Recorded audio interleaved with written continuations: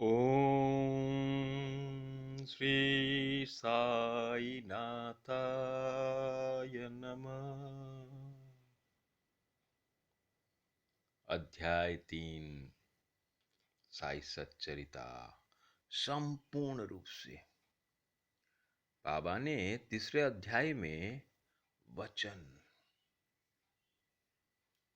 गीता के वचनों को भरपूर ठीक से गौर से तीसरे अध्याय को अध्ययन करिएगा तो साई सच्चरिता साईनाथ को जानना है तो उनके वचनों को, उन वचनों का अर्थ को समझो। बाबा क्यों वचन दे रहे हैं? वचन यानी मैं जो कहूंगा वो करूंगा। बाबा कह रहे हैं मेरी लीलाएं, मेरी कथाएं जो श्रवण करेगा उसको मैं मुक्ति प्रदान करूंगा। फिर देखिए हेमाडपंत इन वचनों को मन से एकाग्रचित से सुनते थे और उनका विश्वास बाबा के प्रति कैसे दृढ़ हो रहा है। तृतीय अध्याय का शेष बाबा के मधुर अमृत उपदेश। बाबा के उपदेश इतने मधुर थे। एक दिन दोपहर की आरती के पश्चात भक्तगण अपने घर को लौट रहे थे, तब बाबा अति सुंदर उपदेश दिया। बाबा क्या कह रहे हैं? तुम चाहे कहीं भी रहो, जो इच्छा हो सो तुम करो, लेकिन ये याद रखना कि जो कुछ तुम करते हो मुझे ज्ञात है। बाबा भक्तों को कह रहे हैं तुम चाहे कहीं भी रहो, जो इच्छा हो सो करो, परंतु यह सदैव याद रखो जो कुछ तुम करते हो वह सब मुझे ज्ञात है। अब आदमी लोग सोचेंगे, भक्तगण भी सोचेंगे, बाबा को कैसे सब पता चल जाता है कि हम लोग क्या करते हैं? सबके बारे में बाबा कैसे जान लेते हैं? उसका उत्तर भी बाबा संग संग उसके साथ ही कह रहे हैं, मैं ही समस्त प्राणियों का घट घट में प्रभु हूं और घट घट में व्याप्त भी हूं। सबका मालिक एक बाबा कहते थे ना, तो वही बाबा के मुंह से कृष्ण के वचन निकल रहे हैं।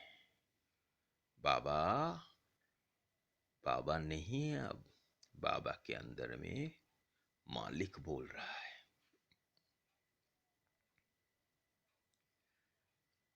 मैं ही समस्त प्राणियों का प्रभु घट घट में व्याप्त हूं।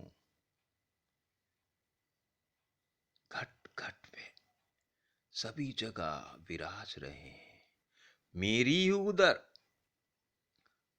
मेरी ही उदर में समस्त जड़ व चेतन प्राणी समाये हैं। सब गीता के वचनों को याद दिलाते हैं। मैं ही समस्त ब्रह्मांड का नियंत्रण करता संचालक हूं।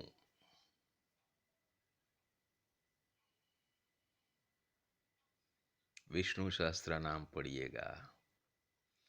विष्णु सहस्त्र नाम विष्णु के 1001 नाम है। हर एक नाम के अंदर में विष्णु के गुण और गुण से कर्म समाये हुए हैं। वहां ये सब बातें आ जाएगी। विष्णु ही नारायण है, नारायण ही सबका मालिक एक है।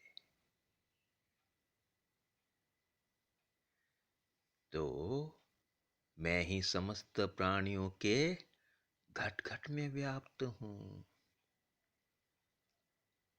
मैं ही उत्पत्ति, विष्णु की नाभि से उत्पत्ति हुई। मैं ही स्थिति, नारायण सर्वभूतों में समाये हैं। और मैं ही प्रलय करता हूं। मेरी भक्ति करने वालों को कोई हानि नहीं पहुंचा सकता। साईनाथ के वचन, भक्त की रक्षा करने के लिए मैं बारंबार आता हूं। परित्राणाय साधूनां विनाशाय च दुष्कृतं धर्म संस्थापनार्थाय संभवामि युगे युगे। भक्तों के कल्याणार्थ बाबा चिंतित रहते हैं। वैसे ही मेरी भक्ति करने वालों को कोई हानि नहीं पहुंचा सकता। शिक्षा, वचनों में ही परम ज्ञान और परम शिक्षाएं छुपी हुई है।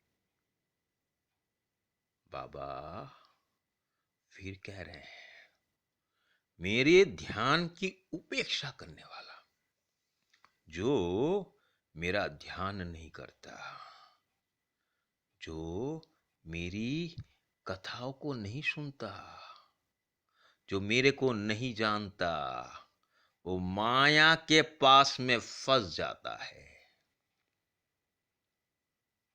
माया, माया के पास में फंस जाना।